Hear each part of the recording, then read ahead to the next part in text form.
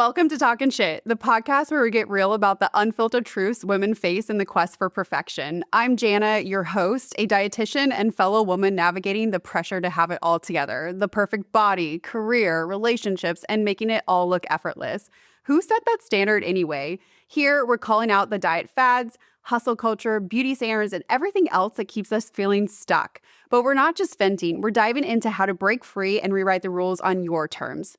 So, grab a coffee or a glass of wine and let's talk some shit. Together, we'll uncover how to live a life that's unapologetically yours. This is Talkin' Shit. Let's dive in.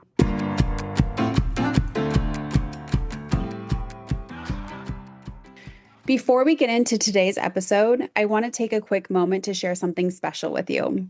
If you're tired of dieting and feeling like food has more control over your life than you'd like, I want you to know there is another way. Inside my monthly membership, the Healthy Body Collective, women are losing weight and they're healing their relationship with food, balancing their blood sugar, and finally feeling confident and in control of their bodies again. This isn't about restriction, perfection, or quick fixes. It's about learning how to eat, how to support your metabolism, and how to build habits that actually work in real life. If you're ready for sustainable weight loss, calmer cravings, and support that truly meets you where you are, I would love to welcome you inside. You can learn more and join the Healthy Body Collective through the link in the show notes, or feel free to send me a DM on Instagram if you have any questions. Now, let's get into today's episode. Welcome back to the Talkin' Shit podcast. Today, I am very excited for this topic because we are going to explore some maybe hard conversations that we really need to, actually, you know what? I'm taking that back. It's not a hard conversation. We're going to have some honest conversations around what is required to change our bodies into what we want them to be. And I'm really excited to connect with Kalish today. She is going to share a lot of different things. We were chatting before we started recording, and I'm super excited just to hear your stance on this as it relates to really taking care of our bodies, but maybe in a different way than what we've been thinking about it for years. So tell us a little bit about yourself. So happy that you're here.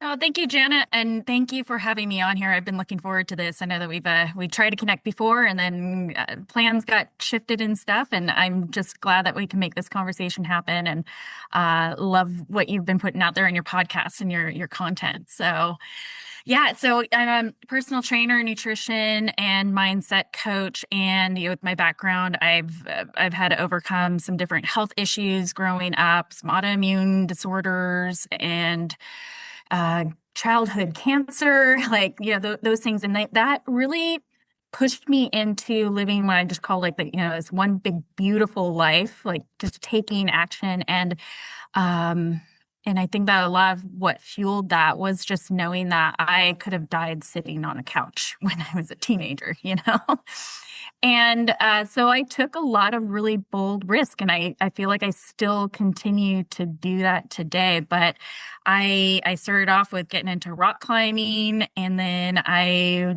took a big literal bold leap into skydiving as well, and did that for a while. And then life changed, and eventually I got into politics, and I was elected to being a mayor of my town. So it's just really cool, like crazy pivots. And now here I am as a coach, but feeling that this is where I can make the most impact. And this is really like near and dear to my heart because just health is so important.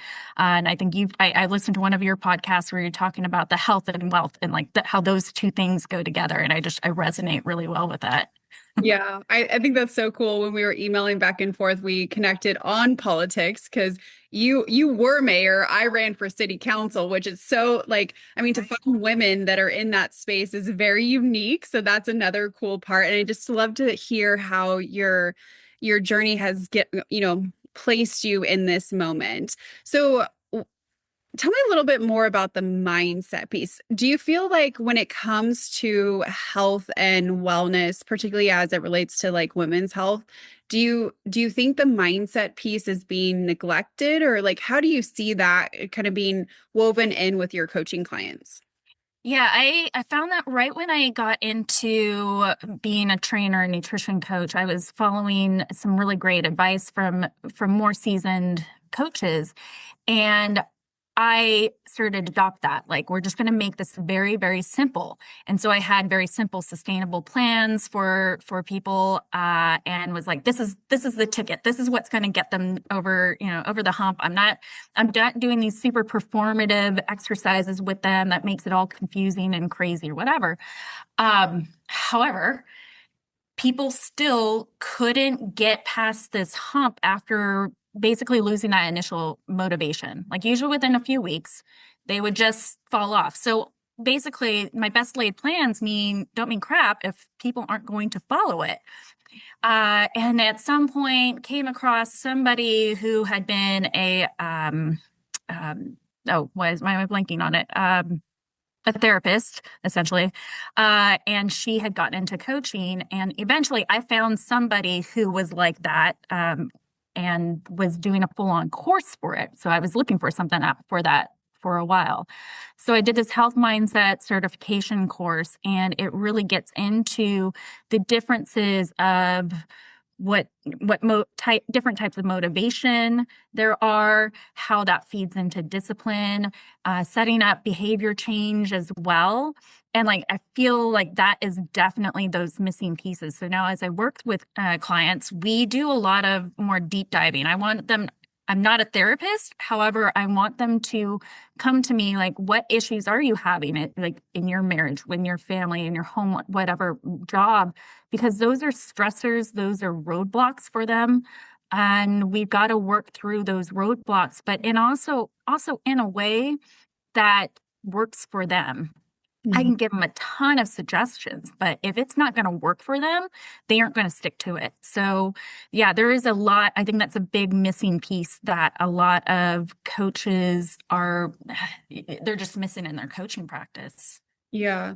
I think that's a very common experience for a lot of individuals is the health plan that's given is is separate or isolated from real life. So then when real life really happens, the plan doesn't actually match what they're experiencing. And I mean, I see this all the time with meal plans. People come to me and say like I just need a meal plan. It's like that would be fantastic.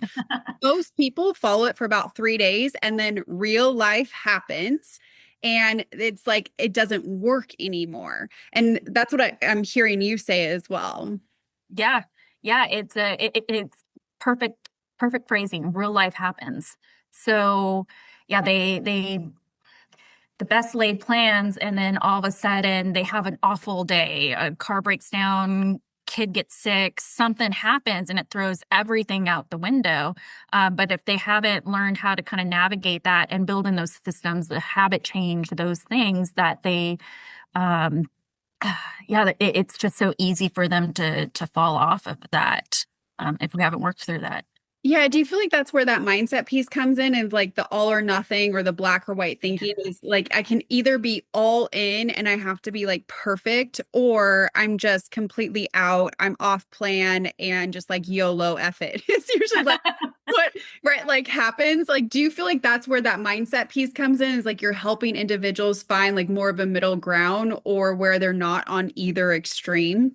Yeah, the all or nothing, the perfectionism is definitely like a self-sabotage piece, whether they want to admit it or not. But like, I want it to all be perfect, and if it can't be perfect, then why will I even bother? So it's kind of that Monday starts, they're really good, and as you said, like 3 days, yeah, everything's great. And then Thursday comes around, maybe they're tired, something happens, and they quote unquote slip up, but we don't have to, it doesn't have to be seen as a slip up, but they see it as a slip up because they're not being perfect. And then it's just like, well, I've already messed up this week. I may as well just go and do whatever the hell I want and binge on whether it's alcohol or desserts or chip, whatever. And then, they're just telling themselves, I'll start over again on Monday. Well, now you're spending 4 of your days just eating a bunch of crap, and 3 days where you're on. And as you know, like they're just not going to get anywhere, and then they get frustrated, and yeah, I feel like it's a form of self-sabotage or self-abandonment, that sort of thing. How come you said self-abandonment? Okay, so that was something else that was coming up, and maybe So we get women who are particularly bad about this, where they want to take care of everybody else, and they have that feeling of guilt about taking care of themselves, spending any time for on themselves, and then they wear down their battery. And I feel like that could be another piece too, in that whole, like, after 3 days, now it's like, no, I can't spend any time on me. I've got to take care of everybody else. Everybody else needs me. And so that's where that self-abandonment piece comes in. And they just don't realize that if they're not taking care of themselves, how are they supposed to step up and take care of anybody else? 1000%. I see that so often. And it's actually one of the reasons that prompted me to like start planning a retreat in this space of worthiness and value is because when we really get under like a lot of women I have found they know what to do, they're just not doing it, right? And so in the coaching space, we want to say, okay, like you're here, but you want to be here, right? Like there's a gap. What's in that gap? And for a lot of women, I'm uncovering it's a lack of worth and value. And I Mm. think that's what you're highlighting in that abandonment. Like, well, I'm not worthy of investing in myself. I'm not worthy of paying the coach or the gym membership, or, my value is less than. Like, so many things start coming up in that space. And then it's just a complete retreat from actually taking care of themselves. Yeah. And I think another way for women to think about that is kind of like you're putting this on your kids too. My health is falling apart. I don't have time for myself, but now there's like this blame now, whether they mean it or not. There's a blame that's being put on their family and their kids. And I think that that's just not fair. However, I'm giving them the grace that they don't mean to do that. But if they can get that in their head, I think that could be really helpful for them to get out of their own way too. Just realizing that that's something that they are doing, even if it's unintentional. Oh, totally. Yeah, I would say most, and I'm including myself in this, like, didn't even recognize that this was one of those things that was holding me back until literally a coach told me, she's like, hey, would you like to explore this? And I'm like, no. And then it was like, dang it, like she was right. I should probably explore this. And then there was an opening because it was spot on. But okay, so a lot of fear starts to come up then when we start to make changes, right? Like even though we want to make changes, we're still making changes. Therefore, it's different. And fear might come up. A lot of women share that they're afraid of failing, which I actually don't think it's failure. I think they're more afraid of being super successful and feeling good and doing the thing and all this other stuff. But you have a topic of the pleasure of doing it scared. Can Mhm. you tell me more about that? Yeah, I love talking about fear and getting over to the other side. And I think that we should acknowledge that fear is is a good signal that you are doing something that's going to be expansive. So we can kind of, I'm a big fan of reframes too. So rather than it being like a fear, it's more of an excitement that happens. And the excitement is preparing you for something big to happen. But the story that I like to share about this was obviously like I said, I was a skydiver, and it was just so funny. Like I can't remember how many skydives under my belt at this point, but I go to the river with my family, and we've got some friends too that are also skydivers, and we go into this one canyon. And this is where a lot of people go and do some rock jumping off the rocks and cliff diving and all that. And it's kind of cool. There's a few different levels, so you can kind of work your way up. So one, I can't remember how high it was, like 5 feet or so. So you kind of get to do that. Then you go up to the next level and the next level. And I can't remember how high it was. I mean, it feels like 100 feet up there. Not that high, but it still is like a really high dive platform type thing. And I just remember sitting up there, just like trying to work up the courage to go through and do this. And I know how I'm supposed to leave the rock, present my body, pencil in and all that. And like I just had never jumped from that height before. into water. That is, I mean, I've jumped from 13,000 feet, different type of thing. So here I am sitting at the top of this rock, and finally, it took one of my friends yelling up to me, going like, "What the hell are you still doing up there?" And I'm like, "I'm just enjoying the view." And he's just like, "No," he calls bullshit on it, and he's just like, "You've got bigger balls than most guys I know. Get your ass down here." And it was kind of like, damn, okay. Yeah. And just like I had to get out of my own way and just execute it. And you feel like you're falling through the air for minutes, but you hit the water and you come up and everything's fine. And now you just feel alive. And you've just proven to yourself that you can do the scary thing and you can be successful in it. And now like I couldn't wait to get back up on the rock and do it again. But it's that confidence comes in the action. A lot of people think that it's the other way around, that you have to have confidence to take the action, but yeah, you have to take action to to build up the confidence. Did I say that correctly? I think I Yeah. said that Yeah. right order. Yeah. Yeah, you have to, like, I fully believe confidence is built through motion. We can't think our way into being confident. We have to act our way into that confidence because, like, and I don't think we were recording just yet, but you said like that embodiment is through the doing of it. So Exactly. if you want to be that person, you have to do the things that that person does, even if you feel scared shitless, even if there is fear present, because also then courage is present too. Mm-hmm. Like Yeah. yeah, you can't be a courageous person if you're not afraid. Yeah.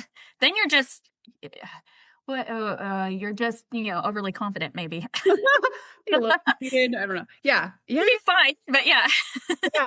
Well, and it's interesting too, because like once you got over being scared, you you loved it.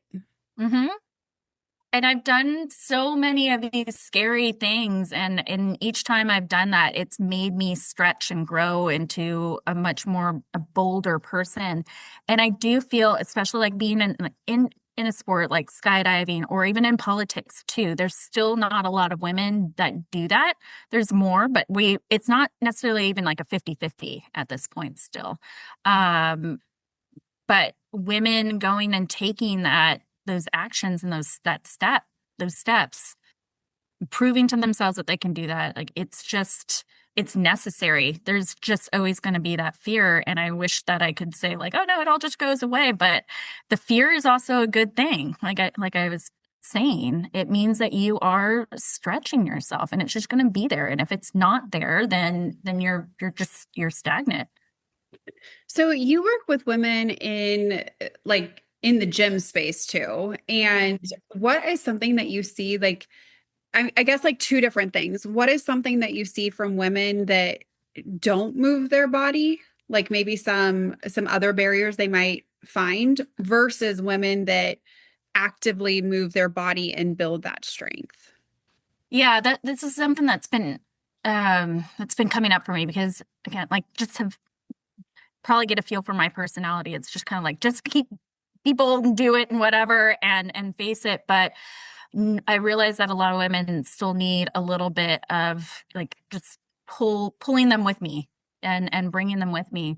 Um, I'm really big proponent that like muscle is medicine. Muscle is our largest endocrine organ. We need that for hormone regulation, but we've had this diet culture and like shrink your body and you don't want to look bulky and all these things. And so now that this is coming up more and more for me, I've been trying to tackle the myths. Like I was stronger than I am now in certain lifts when I had less muscle on my body because I was training that way. Now I want to look more the part of a personal trainer. I am actively building muscle and how difficult that is as a woman to put on a substantial amount of muscle. Yet women usually think that if they just look at weights, they're going to get bulky and they're going to look like Arnold. And, and I talked to my other like trainer friends that are female and who've also been training for years and years who are actively trying to get bulky. And they're like, oh my God, only if. And I asked them to take pictures of themselves. I'm in a different women's groups, and I've had them take pictures of themselves. Like, let's see how bulky you are. And the truth is, these women look phenomenal. They have like that Sports Illustrated look that a lot of women are chasing because they put on muscle. Mhm. But one, getting through dispelling that myth for them has been a bit of a challenge. But now I'm showing this physical proof. But also, there's a big barrier for them in just stepping into the gym that goes beyond the safety of the group classes or the cardio machines or even just like getting on some of the machines that are there that for weightlifting. And I think that there's a lot of trainers. I'll be brutally honest. I think there's a lot of trainers that do them a disservice because they tend to just put them on those machines Mhm. rather than introducing them to the free weights and barbell. I think barbell is so great because you can really load that up as you get stronger. You know, lifting heavy is all relative. So 5 pounds for somebody versus 200 pounds for somebody else. Like whatever's heavy, it's heavy to you. It's got to be relative to you. But I think that it's just this lack of confidence but the lack of confidence is coming from the lack of knowledge too. Sure. So, Yeah. yeah, wanting to work with women now and teach them and bring them into like some classes rather than like group classes and like just really show them the layout of the gym and to be confident and comfortable in that. It makes such a difference because when you know how to use something, then you're not afraid of it. Yeah. So yeah, that education and sometimes like I've my trainer worked with me on this, like even just to go and like hold the weight to get a feel for it versus having to even do an exercise with it. Like there was a big conditioning that I had to do to even feel comfortable with holding that weight. And it's also Yeah. like I think an opportunity to call women up to like you can do this. So I work with a lot of women that are moms or grandmothers, and they are lifting their children and their grandbabies. But then when they get in the gym, they're like, "Oh, I can only do 5 pounds." I'm like, girlfriend, your child and your grandchild is way more than 5 pounds. I guarantee it. And you are lifting them just fine. Like you are stronger than you give yourself credit for. hmm Yeah, I had one woman where I had her come in and we were doing like, well, a deadlift. It was like 30 pounds or something for her deadlift. And she did afterwards have some like sciatica issues going on. And she went and saw her doctor about it. And he told her it was from doing the deadlift. And I'm like, you lift more when you go and pick up your groceries. Maybe it could be because you also horseback ride and you let your core kind of weaken and they do the big twist and throw in the tack and everything up over the horse. And so like there was a lot that we needed to work on, but the doctor immediately was just like, deadlifts, those are bad for you. Let's not do that. But it's like, okay, these are things that we can work through and strengthen you. Maybe something did trigger it and it created some inflammation. But as you can start working on your diet. Her diet was awful. Um, but like get that inflammation under control and we can start to modify the lifts too around them.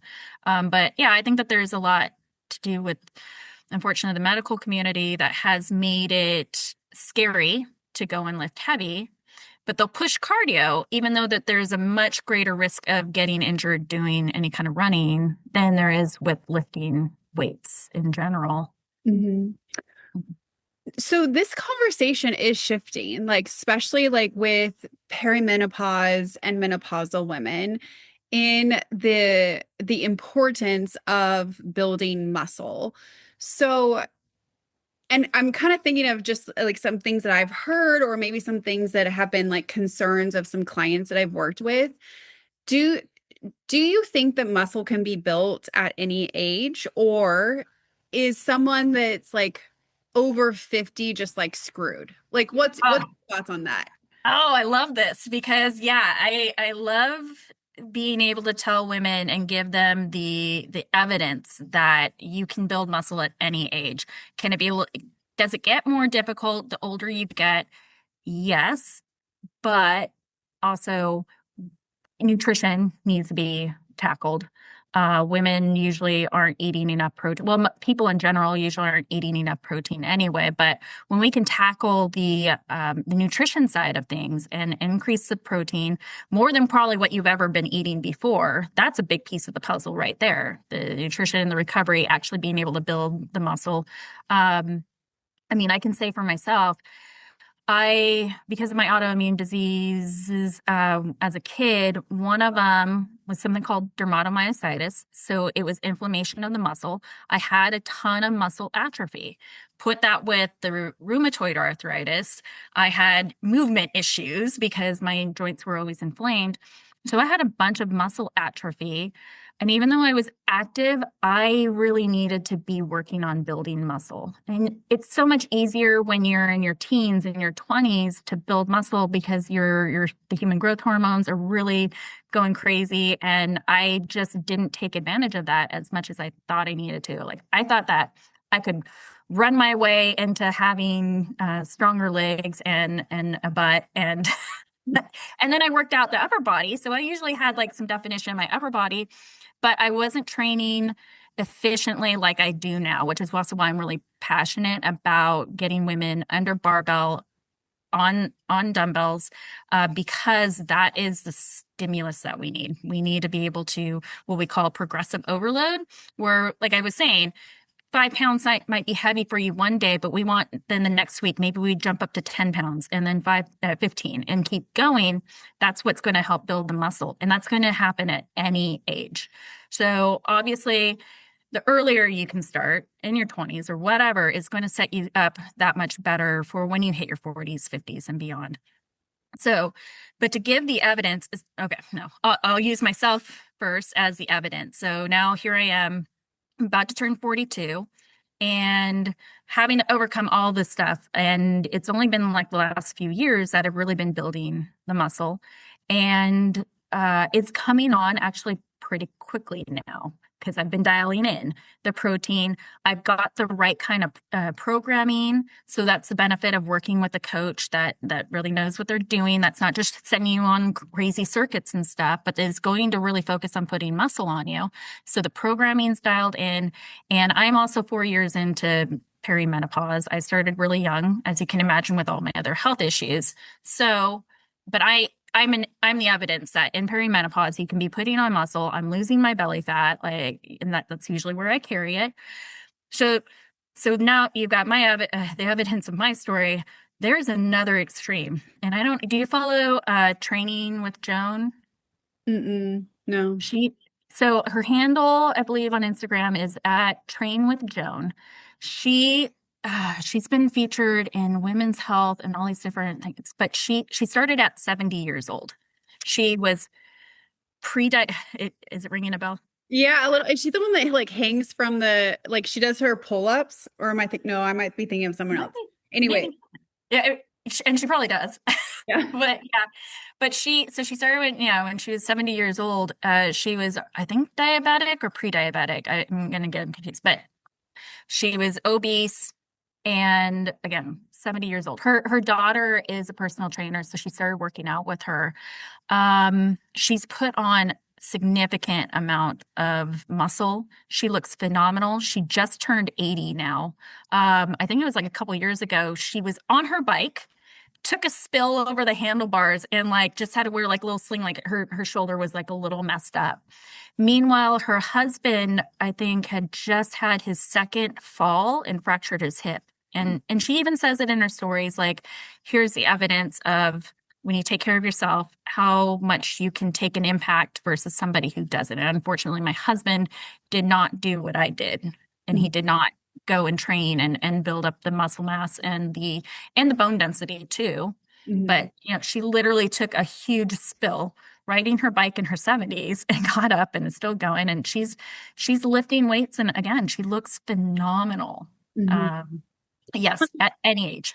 Yeah, I think that highlights the power of it's not just about weight loss or the aesthetics of health. It's also about the bone mass, the prevention of osteoporosis or osteopenia. It's the longevity, it's the quality of life, it's the prevention of diseases, right? It's like all those things also matter when we're looking at moving our body. But I wanted to go back to something that you said as far as like the diet and the exercise too, because this is something that I continue. So I'm a dietitian, so people come to me to talk about nutrition.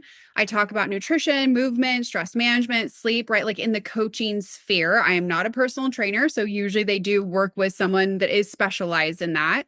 However, a lot of women think that if they get their diet right, then muscle will come.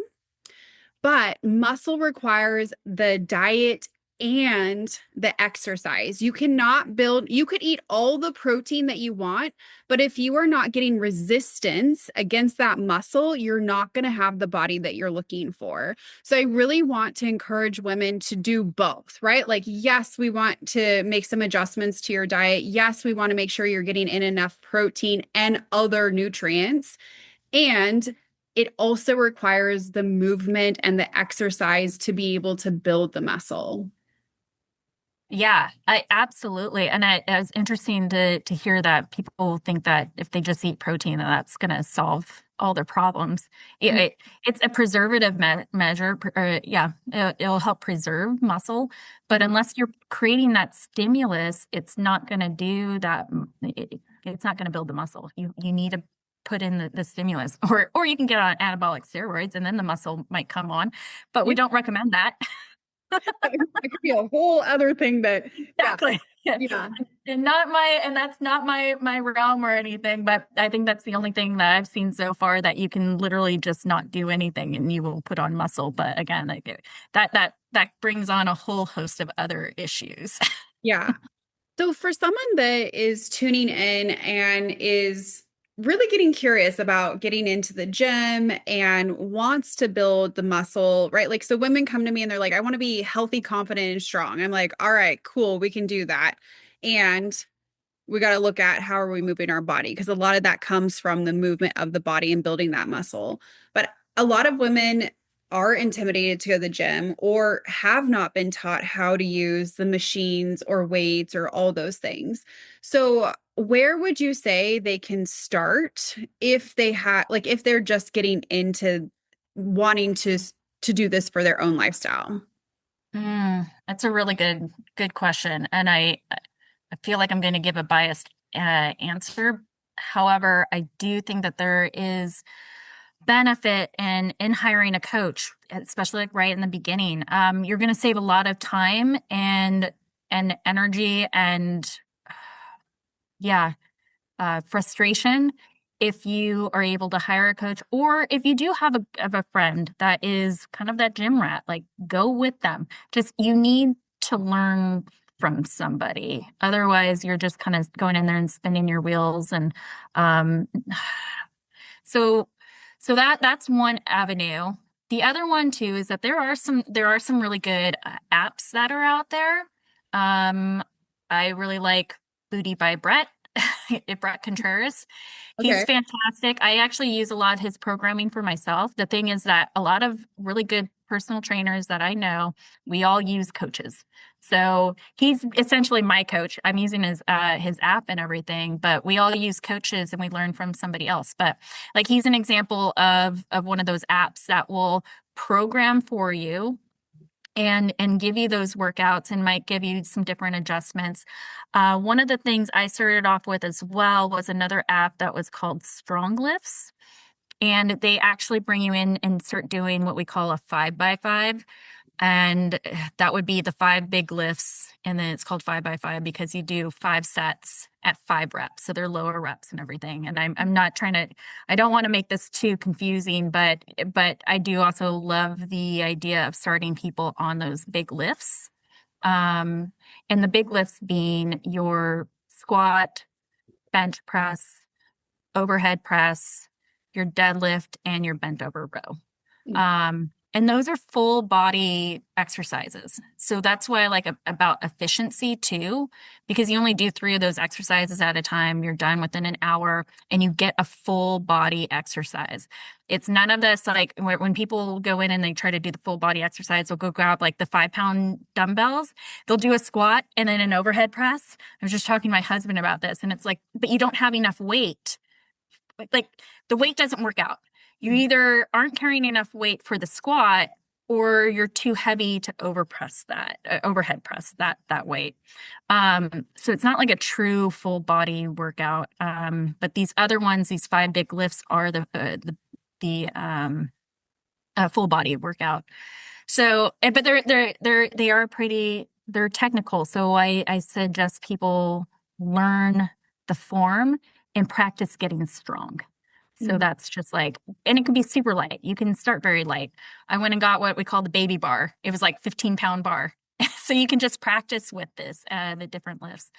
But anyway, that like these are just some different examples. So there's a lot of really great apps that are out there for learning how to lift that will program these different things too. So there's always that. YouTube is always a great, if you're interested in certain lifts, like the squat, like I'm saying, you can go on YouTube and look those things up as well. But obviously, like the the most streamlined way is going to just be hiring a personal trainer, and you can hire them on and say like, look, I really want to learn the Okay. five big lifts or Yeah. something like that, and have Yeah. them work with you. Yeah, I love that. I remember so I worked with a trainer for about 5 years. Mind you, I was an athlete. So I felt pretty comfortable like moving my body, but to get into like the weights or particularly like kettlebells was like very new for me Mhm. and started so I started 1 day a week and super low weight because that's what I could commit to realistically at that time of my life and then built into I think at the highest it was about 4 days a week in addition to like some additional training. I felt so like strong. But I remember one of the workouts, I was like, I didn't work out my abs this workout. And she was like, yes, you did. And I was like, we didn't do a single ab workout. She was like, I'll talk to you tomorrow. And the next day so, I was so sore because of that efficiency and working out all of those muscle groups. You don't realize, yes, you did work out your abs in a completely different way, right? Like then like notoriously like the crunches, if you will. But I was so freaking sore. And like, I also remember, like, wow, there's way more to this. Like, yes, you might think you're working out this muscle group, but our body is all one and it can't do things in isolation. So I just wanted to share that story because I remember, like, oh man, I was so sore.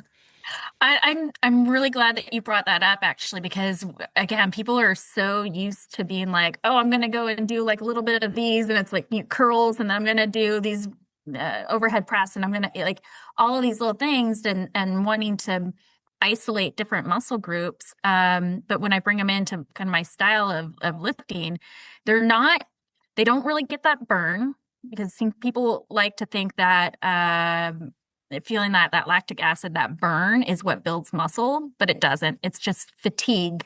It's how your muscles react, and it's fatigue. Um, but yeah, I get these people coming in, and I'm like, just you've got to trust me. You're not going to feel a burn. It's not going to seem overly stressful, but you're going to feel it tomorrow. And then the next day, because they're just like, okay, that was it. All right, cool. And they leave the gym, and then it's the next day, like, I can't walk. And I'm like, and that's why we went light, Mhm. because it's new stimulus. Yeah, that could be a whole other conversation because I remember learning that if you really worked, I mean, there's some workouts where it is going to happen, but for the most part, and I think also particularly for women in perimenopause or menopause, if you are working your body out to like extreme exhaustion each time, that is actually impacting your nervous system and putting you in the continued fight or flight state. And so that's where a lot of women will be like, I'm working out harder than I ever have, but I'm not losing the weight. And I think that's because of exactly what you're saying is we actually went too far. It was too much for the body, and it's not helping us get to where we actually want to be. Yeah. Oh, absolutely. I have a lot of people that think that I'm going to put them on these cardio circuits and everything. And I think that especially for women perimenopause, there's already a lot of stress going on in the body, and cardio creates a lot of stress and raises the cortisol. Your cortisol will still go up when you're lifting weights too. It's a different stimulus, but I don't like to see that kind of stress on the body. It's catabolic. So catabolic meaning it breaks down muscle. Anabolic is what we're doing with with strength training. That's building the muscle. So yeah, I will get the women too, where they're just like, I've tried everything and I'm going to the gym 5 days a week and I'm just not seeing any results. And I find out what they're doing and I'm like, you're just spinning your circles, spinning in circles. Yeah, the circles being the ones that go on the barbell. Those are the circles I want to see spinning.